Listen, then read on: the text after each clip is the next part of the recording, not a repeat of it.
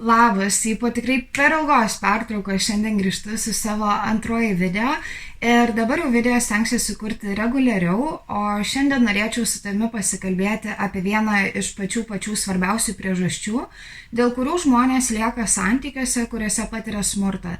Ir tai yra trauminis ryšys, dar kitaip žinomas kaip trauminis prisirišimas. Tai jeigu tau įdomu, kviečiu dar kartą tave paimti puodelį kavos, arbatos, kakavos ar kito mėgstamo gėrimo ir truputį pabūti su manimi. Matyt, tu, kaip ir dauguma žmonių, pažįsti arba kada nors pažinojai nors vieną žmogų, kuris yra buvęs santykiuose, kurie nebuvo sveiki ir pats žmogus galbūt juose nebuvo labai laimingas, tačiau kažkodėl vis tiek iš jų neišeidavo. Nors žiūrint iš šono atrodo, kaip ir jų niekas nelaiko, nei vaikai, nei kažkokie finansiniai galbūt įsipareigojimai. Na ir atrodo, kodėl tas žmogus liktų tokiuose santykiuose. Kitas panašus variantas taip pat būna, kai žmonės iš jų išeina. Tačiau labai dažnai žmonės taip pat sugrįžta ir vėl išeina, ir vėl sugrįžta, ir vėl išeina, na ir tęsiasi toksai užburtas ratas. Labai dažnai būtent toksai nesupratimas, dėl ko žmonės šitaip elgiasi, sukelia aukos kaltinimą. Ir tai iš esmės reiškia, kad mes kaltiname ne smurtautoją už tai, kad jisai smurtauja, bet kaltiname smurtą patyrusią asmenį už tai, kad jisai leidžia smurtautojui smurtauti. Tai matyt, dauguma mūsų tikrai yra girdėję tokius pasakymus, kaip pati kalta arba pats kaltas, kad likai, neišėjai, kad leidai, kad su tavimi taip elgtųsi. Ir būtent toks elgesys iš tikrųjų toliau skatina smurtą mūsų visuomenėje. Kita vertus, aukos kaltinimas taip pat sukelia ir nepasitikėjimą smurtą patyrusiu žmogumi. Tai tarkim, jeigu mes turime kokį nors draugą, kuris mums pasako apie tai, kas vyksta jo santykiuose, ir, tarkim, santykiuose juo yra manipuliuojama, jis yra išnaudojamas, ant jo yra keliamas balsas ir jisai tiesiog nesijaučia saugiai. Na ir jeigu toks žmogus mums pasipasako, vis dar būdamas tokiuose santykiuose, mes galime pradėti manyti, bet ar tikrai taip yra, nes jeigu tai būtų, tai aš tai tikrai išeičiau. Ir iš tikrųjų, žiūrint iš šono, yra labai lengva galvoti, kad viskas yra labai paprasta ir kad yra visiškai lengva nutraukti tokius santykius, kuriuose nesi laimingas ir kurie tau yra žalingi. Ir jeigu nuoširdžiai, aš anksčiau pati maniau pakankamai panašiai, kadangi man atrodė, kad jeigu tau gyvenime kažkas nepatinka, reikia kažką ir keisti. Tai taip pat kaip man nepatiko, tarkim, miestas, kuriame gyvenau, aš įsikrausčiau į kitą miestą, man nepatiko mano studijos, aš mečiau studijas, perstojau kitur ir aš tikrai maniau, kad jeigu atsidurčiau tokioje situacijoje, lygiai taip pat paprastai išeičiau. Tačiau taip nebuvo. Ir kitas aukos kaltinimo tipas iš tikrųjų yra, ne tas išorinis, kai mus kaltina pažįstami arba nepažįstami žmonės, bet vidinis, kai mes patys kaltiname save. Kai aš pati buvau santykiuose, kuriuose patyriau smurtą, atsirado labai natūralus toksai savęs kaltinimas, nes iš tikrųjų aš pati iki galo nesupratau, kodėl aš buvau tokiuose santykiuose ir kodėl neišėjau. Ir baisiausia buvo tai, kad kai mes išsiskyrėme, man to žmogaus tik tai dar labiau trūko ir aš vis tiek norėjau su juo būti, norėjau inicijuoti bet kokį kontaktą ir nuoširdžiai nesupratau kodėl. Ir dėl to, aišku, gimė labai daug ir kaltinimo pačiai savo, bet lygiai taip pat ir gėdos jausmo. Ir būtent dėl to šiandien su tavimi ir norėčiau pasikalbėti apie trauminį ryšį, tam, kad geriau galėtume suprasti kitus žmonės ir lygiai taip pat geriau galėtume suprasti ir save, jeigu dėja patenkame į panašią situaciją. Iš tiesų, kalbant apie smurtą santykiuose, tai yra begalė skirtingų priežasčių, dėl ko žmonės lieka tokiame ryšyje. Ir dauguma tų priežasčių yra individualios kiekvienai situacijai ir kiekvieniems santykiams. Tarp tokių dažniausiai pasitaikančių priežasčių, dėl kurių žmonės lieka tokiuose santykiuose, gali būti, tarkim, baimė, kažkokie grasinimai, kaltės jausmas, gėdos jausmas, netgi viltis, kad žmogus galbūt pasikeis, nes jeigu anksčiau buvo gerai, tai gal ir dabar gali būti gerai. Taip pat gali būti šeima, vaikai, finansiniai įsipareigojimai, šeimos lūkesčiai kažkokie. Ir taip pat manau, kad labai reikėtų pažymėti ir tai, kad nežinau, ar kada nors susimąstei, bet mūsų visuomenėje smurtas iš tikrųjų yra normalizuojamas. Jeigu berniukas tampa mergaitė už kasyčių, tai jinai jam patinka. Arba lygiai taip pat tas posakis, jeigu muša, reiškia myli. Tuo pačiu net ir bažnyčioje duoti įžadai iki mirtis mus išskirs, taip pat gali įpareigoti žmogų likti santykiuose, nepaisant to, kas juose vyksta. Ir iš tikrųjų atrodo gal netgi kažkiek juokinga, kad tokie posakiai gali kažką paveikti ir skatinti smurtą mūsų visuomenėje, bet realybė yra tokia, kad ypač kai mes esame vaikai, bet ir kai esame suaugę, ta informacija, kurią mes girdime, jinai mus veikia ir tuo pačiu formuoja mūsų mūsų pasaulyježiūra. Mūsų visuomenėje, kaip jau kalbėjau, iš esmės smurtas yra suvokiamas tik tai kaip fizinis smurtas ir dažniausiai, kuris palieka kažkokias fizinės žymes. Tačiau kitos smurto rūšis, kurios yra lygiai taip pat žalingos ir kartais net ir daugiau žalingos, jos yra nuvertinamos ir netgi nesuvokiamas kaip smurtas. Tai žinoma, kad tai taip pat skatina smurtą mūsų visuomenėje, nes dauguma mūsų net neturi aiškaus supratimo, kas iš tikrųjų yra tas smurtas. Ir prie smurto normalizavimo iš tikrųjų prisideda net ir filmai, kur dažnai smurtas yra ne tik normalizuojamas, bet tuo pačiu ir romantizuojamas. Tai reiškia pateiktas kaip toksai labai romantiškas gestas, kaip kažkas labai gražaus. Na, tarkim, pats toksai elementariausias pavyzdys tai būtų filmas Užrašų knygelė, The Notebook, kur pagrindinis veikėjas iš esmės persekioja savo meilės interesą, kol jinai jį įsimyli. Na ir tas persekiojimas yra parodomas kaip toksai labai atkaklus žmogaus siekimas, kaip labai gražus romantiškas gestas, bet iš tikrųjų tai yra smurtas. Ir nors tų priežasčių, kaip minėjau, dėl kurių žmonės lieka santykiuose, kuriuose patiria smurtą, yra tikrai labai daug ir dauguma jų yra individualios ir specifiškos tam tikrai situacijai, visgi būtent trauminis ryšys yra matyti viena iš pačių universaliausių priežasčių. Ir iš tikrųjų čia yra tokia tema, kuri yra pakankamai sudėtinga, nes čia įsipina ne tik tai psichologija, bet taip pat ir cheminiai procesai mūsų kūne, bet labai paprastai tariant, iš esmės trauminis ryšys arba kitaip vadinant trauminis prisirišimas yra smurtą patyrusio asmens prisirišimas prie smurtautojo, kuris labai dažnai būna sumaišomas su meile, bet iš tikrųjų labiau primena priklausomybę. Prieš pradedant kalbėti apie trauminį ryšį yra iš tikrųjų labai svarbu suprasti, kaip iš tiesų veikia smurtas. Tai daugeliui žmonių vis dar yra didelė staigmena suvokti, kad smurtas santykiuose nėra nuolatinis reiškinys. Nėra taip, kad jeigu žmogus muša, tai jis tai muša kiekvieną dieną, jeigu žmogus rėkia, tai jis rėkia kiekvieną dieną, kiekvieno pokalbio metu.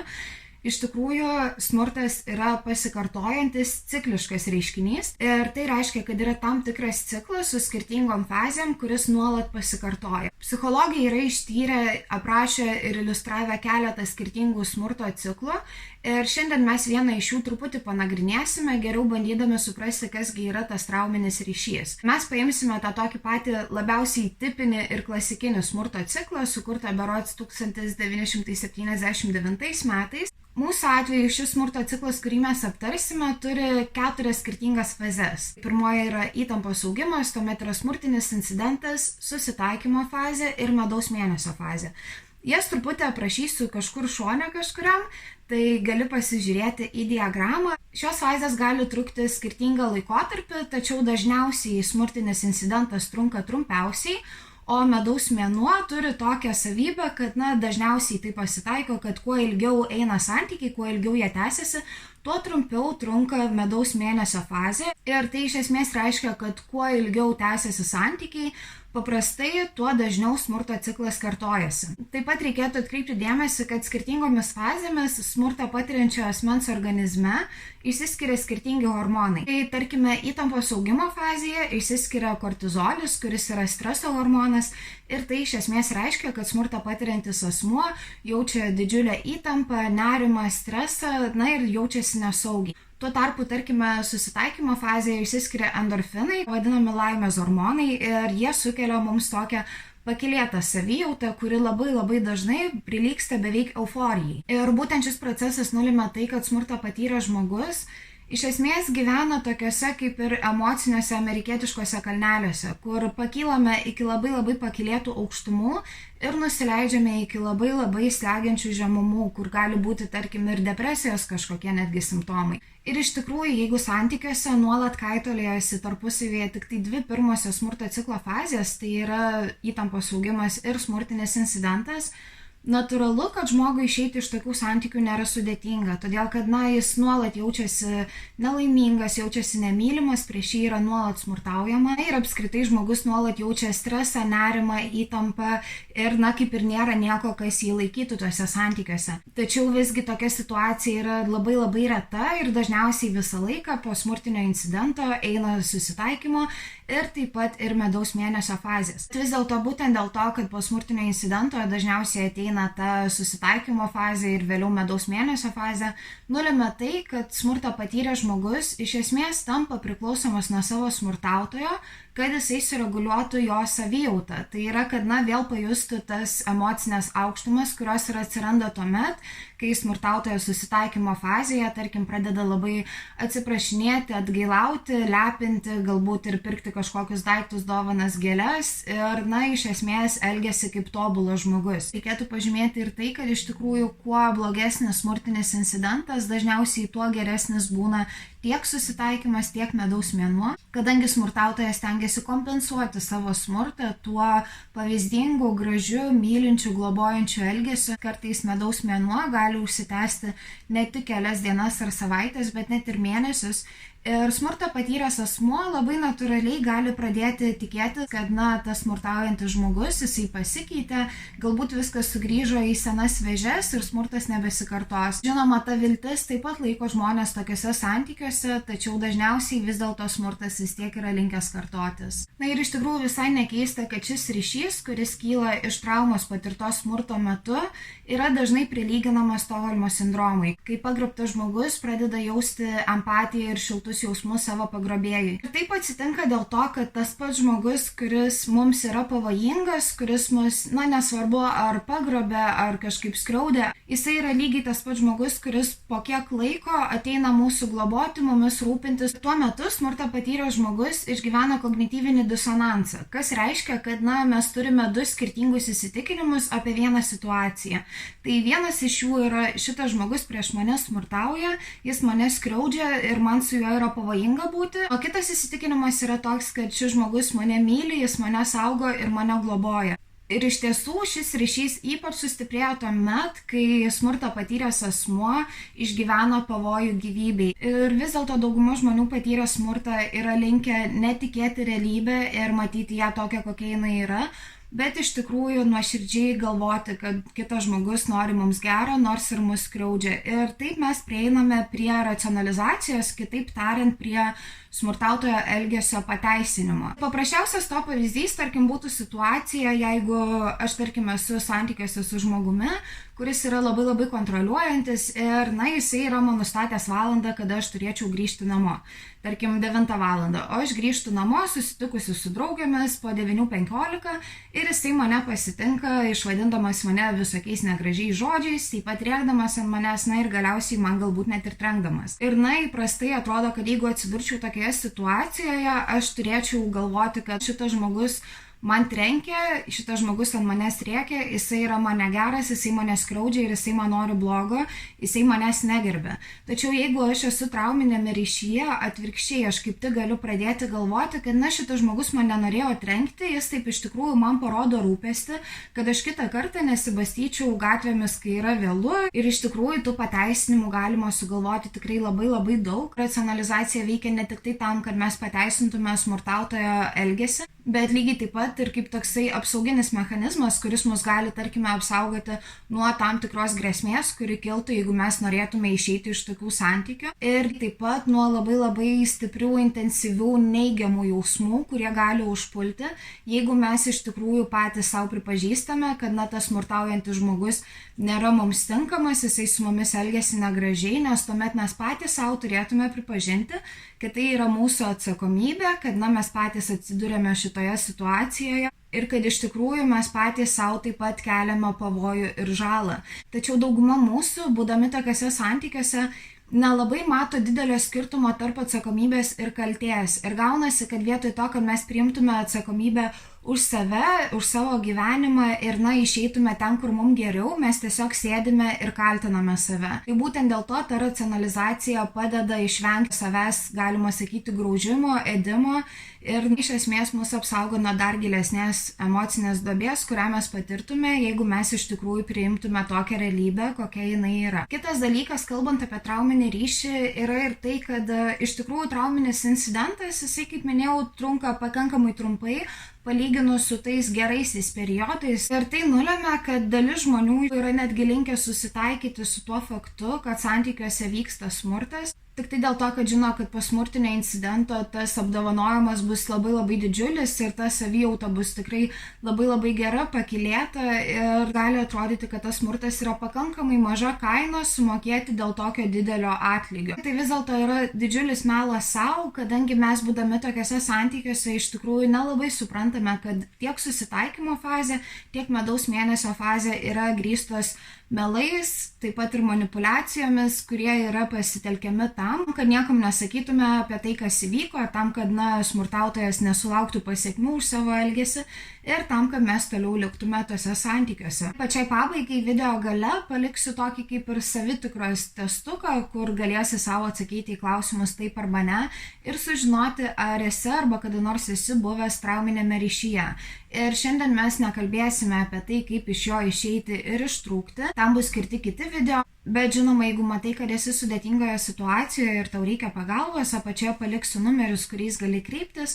Taip pat, aišku, gali kreiptis ir į psichoterapeutus, į psichologus, kurie tikrai suteiks reikiamą pagalbą. Tai šiandien iš manęs tiek ir labai tikiuosi, kad man pavyko kažkaip paprastai, aiškiai ir suprantamai papasakoti apie šią temą. Taip pat tikiuosi, kad tai buvo naudinga. Jeigu turi kokių nors klausimų, komentarų, pasiūlymų, kažkokių kitokių idėjų, būtinai palik jas komentaruose apačioje. Ir jo, ačiū tau, kad žiūrėjai. Pačiai pabaigai dar labai norėčiau padėkoti visiems žmonėms, kurie peržiūrėjo mano pirmąjį video. Aš tikrai nesitikėjau, kad jisai sulauks tiek daug susidomėjimo ir kad tiek daug žmonių komentuos, rašys asmeninės žinutės, pasidalins. Aš tai tikrai labai vertinu ir žinoma, aš pati supratau, kad šita tema yra svarbi ne tik tai man, bet ir apskritai mūsų visuomeniai. Ir taip pat labai norėčiau padėkoti ir psichologijos grupiai bei puslapiai Facebook'e už suteiktą galimybę pasidalinti savo žinute, savo pirmoji video su kur kas didesnė auditorija. Aš tai labai vertinu ir ypač vertinu visus žmonės, kurie ar asmeninėse žinutėse, ar komentaruose dalinosi savo istorijomis. Šito aš tikrai net negalėjau kažkaip įsivaizduoti ir dėl to jaučiuosi labai laiminga, kad pavyko vis dėlto kažkokį dialogą šiomis temomis užmegzti. Tai ačiū Jums labai ir jo, man rodos, šiandien jau tikrai viskas, tai iki kito karto, kuris pažadu, kad pasistengsiu, kad nebūtų už beveik 3 mėnesių, bus greičiau. Kitą video matyt darysiu tokia truputį paprastesnė tema apie red flagus arba tas vadinamas raudonas vėliavėlės, į kurias reikėtų atkreipti dėmesį pirmų pasimatymų metu. Tai jeigu tau įdomu, paprenumeruok mano kanalą. Tai jo, ačiū tau dar kartą ir iki.